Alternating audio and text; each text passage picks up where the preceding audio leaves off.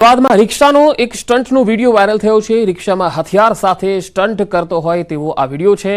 આ વિડીયો પણ અસલાલી રિંગ રોડનો હોવાનું અનુમાન છે। જાહેરમાં રોડ પર સ્ટન્ટ થઈ રહ્યા છે અને પોલીસને જાણે પડકાર ફેંકતો હોય એ પ્રકારનો આ વિડીયો પોતાના અને બીજાના જીવને જોખમમાં મૂકી રહ્યા છે। આવા સ્ટન્ટબાજો જે એટલા છાકટા બન્યા છે, ન તો તેમને કાયદાનો ડર છે ન પોલીસનો ડર છે, રિક્ષામાં હથિયાર સાથે આવા સ્ટન્ટ કરી રહ્યા છે। આવા રિક્ષા ચાલકો પહેલા પણ આપણે જોયા છે અને તેની પણ ધરપકડ ચોક્કસ થતી હોય છે, પણ તોય આ રિક્ષા ચાલકો બોધપાઠ લેતા નથી, શીખ લેતા નથી।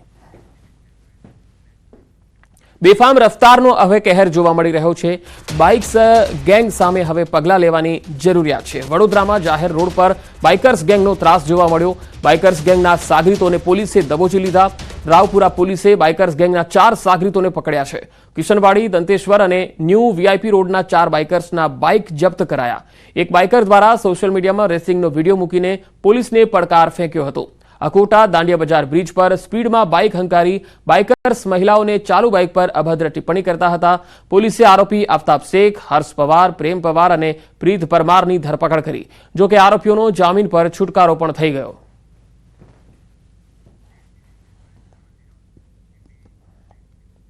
દોરીથી ગળું કપાવવાનો જે બનાવ છે એ સીસીટીવીમાં કેદ થયો છે। અરવલ્લીનો આ બનાવ છે। 2 દિવસ પહેલા આ બનાવ બન્યો। મોડાસાના જીવણપુર પાસે બાઇક ચાલકનું મૃત્યુ થઈ ગયું। ભાણેજને મૂકીને ઘરે જતા મામાનું મોત થયું। સીસીટીવીમાં દોરી ગળામાં ભરાવાના દ્રશ્યો કેદ થયા છે। ઉત્તરાયણની મજા કેટલાક લોકો માટે સજા બની ગઈ છે તેનો આ જીવંત પુરાવો છે। ભાણેજને મૂકીને ઘરે જતા મામાનું દોરીના કારણે ગળું કપાવાથી મૃત્યુ થઈ ગયું। ઉત્તરાયણની મજા તેમના માટે જાણે સજા બની ગઈ। દોરીથી ગળું કપાઈ ગયું અને આખો આ બનાવ સીસીટીવીમાં કેદ થઈ ગયો છે। તમે જોઈ શકો છો કે બાઇક પરથી આ વ્યક્તિ ઢળી પડે છે। 2 દિવસ પહેલાનો ઉત્તરાયણના દિવસનો આ બનાવ છે। ભાણેજને ઘરે મૂકીને જઈ રહેલા મામાનું મૃત્યુ થયું હતું।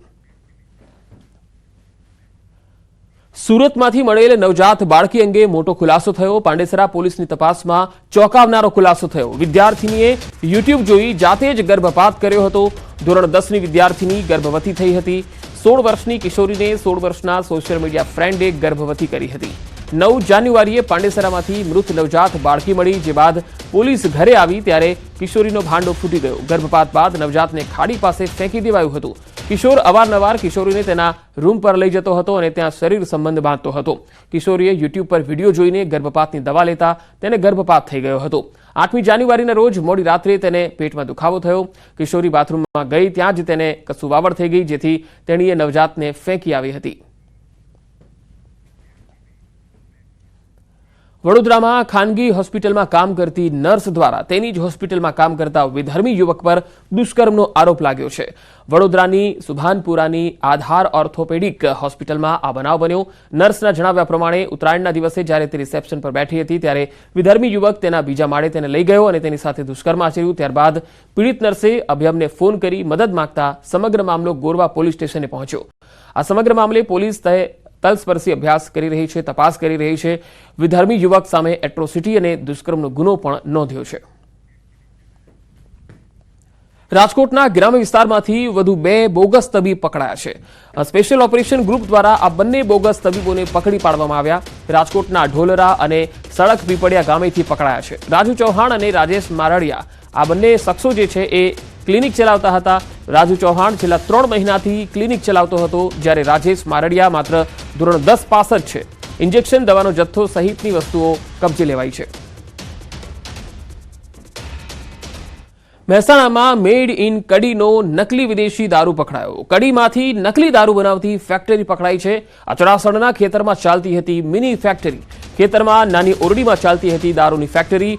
ઓરડીમાં 2 લોકો નકલી વિદેશી દારૂ બનાવતા હતા। ખેતરમાં ઓરડીમાં જ વિદેશી નકલી દારૂની મિની ફેક્ટરી ચાલતી હતી।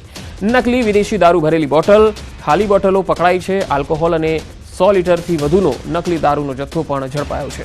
કડી પોલીસે રેડ કરી અને આ કાર્યવાહી હાથ ધરી છે। અમદાવાદમાં પીસીઆર વાનમાંથી દારૂ અને રોકડ મળી આવી। નરોડા પોલીસ મથકની પીસીઆર વાનમાંથી દારૂ અને રોકડ મળી છે। પીસીઆર ગાડીમાં ઇન્ચાર્જની હાજરીમાં 2 બોટલ દારૂ અને 30,000 રોકડા મળ્યા। પીસીઆર ગાડીના ઇન્ચાર્જ અને હોમગાર્ડ જવાન સામે નરોડા પોલીસ મથકમાં ફરિયાદ થઈ છે। દારૂની બોટલ હંસપુરામાંથી રિક્ષા ચાલક પાસેથી લીધો હોવાની માહિતી સામે આવી। દ્વારકાના ભાંડવડમાં પોલીસે ફિલ્મી ઢબે બુટલેગરની કારનો પીછો કરી દારૂનો જથ્થો ઝડપી પાડ્યો. ગુંદા ગામેથી ઝડપાયો દેશી દારૂનો મોટો જથ્થો. 400 લીટર દેશી દારૂનો જથ્થો પકડાયો છે અને રહેણાંક મકાનમાં છુપાવેલ 400 લીટર દારૂનો જથ્થો જપ્ત કરાયો છે. કુલ 800 લીટર દેશી દારૂ પકડાયો છે. પોલીસની રેડ દરમિયાન આરોપી કેશુ ઉર્ફે કિશન મોરી ઝડપાયો છે અને અન્ય 3 આરોપીઓ ફરાર છે. પોલીસે ફરાર આરોપીઓને ઝડપી લેવા ચક્રો ગતિમાન કર્યા. દાહોદના બહુચર્ચિત નકલી જમીનના એને મામલે મામલતદારે ફરીથી નોટિસ ફટકારી છે. સર્વે નંબર 376 વાળી જમીનમાં નોટિસ અપાઈ છે. અગાઉ પણ જમીન માપણી કરી દબાણો તોડી પાડવા નોટિસ અપાઈ હતી, જેને લઈ 58 જેટલા દુકાનદારોએ ગુજરાત હાઈકોર્ટના દ્વાર ખખડાવ્યા હતા. હાઈકોર્ટે મામલતદારને ન્યાયિક રીતે ફેસલો કરવા હુકમ કરેલો. હાલ મામલતદારે ફરી દુકાનો તોડી પાડવાની નોટિસ ફટકારતા દુકાનદારોમાં ભય ફેલાયો છે. ફરી દુકાનદારો હાઈકોર્ટના દ્વાર ખખડાવશે અને કલેક્ટરને પણ રજૂઆત કરશે. દુકાનદારોને આ મામલે કોઈ રાહત મળે છે કે કેમ તે જોવું રહ્યું.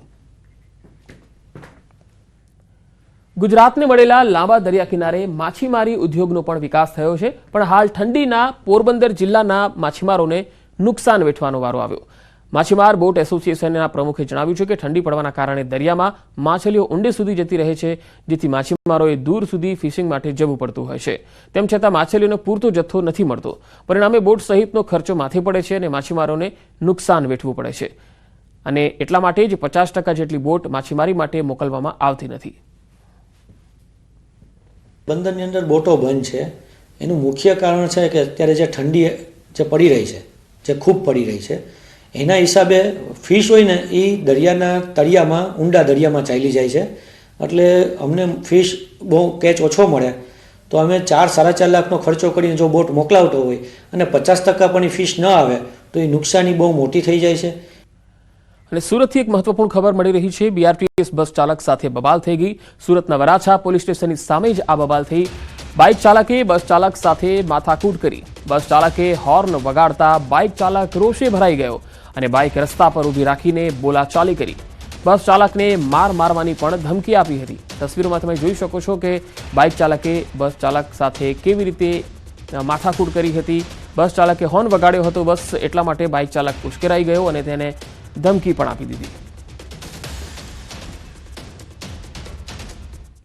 રાજ્યના વધુ સમાચારો પર નજર કરીશું. હાલ રોકાઈશું એક વિરામ માટે.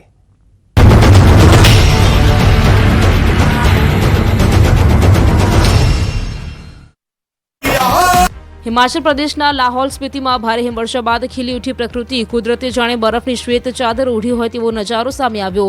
પહાડો અને વૃક્ષો પર બરફના બેટ દ્વારકા અને ઓખામાં સતત 6થા દિવસે મેગા ડિમોલિશન શરૂ કર્યું હતું.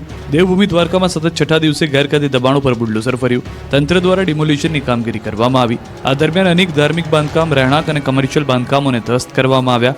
આ ડિમોલિશન કામગીરી શરૂ કરતા પહેલા 1 મહિના અગાઉ નોટિસ આપવામાં આવી હતી, જે બાદ તંત્ર દ્વારા પોલીસ પ્રોટેક્શન સાથે ગેરકાયદે કરાયેલા દબાણો તોડી પાડવામાં આવી રહ્યા છે. દ્વારકા એસડીએમની અધ્યક્ષતામાં ડિમોલિશનની કાર્યવાહી કરવામાં આવી રહી છે.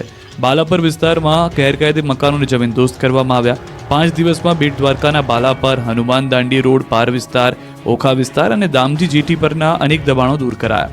5 દિવસના અંતે દાદાના બુલડોઝરે 26.332 ચોરસ મીટર સરકારી જમીન ખુલ્લી કરી. ખુલ્લી કરવામાં આવેલી જમીનની અંદાજિત કિંમત 54 કરોડ 45 લાખ રૂપિયા હોવાની જાણકારી છે. 5 દિવસ ચાલેલા બુલડોઝર એક્શનમાં 315 ગેરકાયદે મકાનો, 12 ધાર્મિક દબાણો તેમજ 9 વાણિજ્ય દબાણો મળી કુલ 336 દબાણો દૂર કરાયા. હજુ પણ બેટ દ્વારકા ખાતે ગેરકાયદે દબાણ કરનારાઓને તંત્રે નોટિસ ફટકારી છે. 1000 પોલીસ જવાનો સાથે ચુસ્ત બંદોબસ્ત વચ્ચે મેગા ડિમોલિશન યથાવત છે અને હજુ પણ ગેરકાયદેસર દબાણો દૂર કરવાની કામગીરી ચાલુ રહેશે.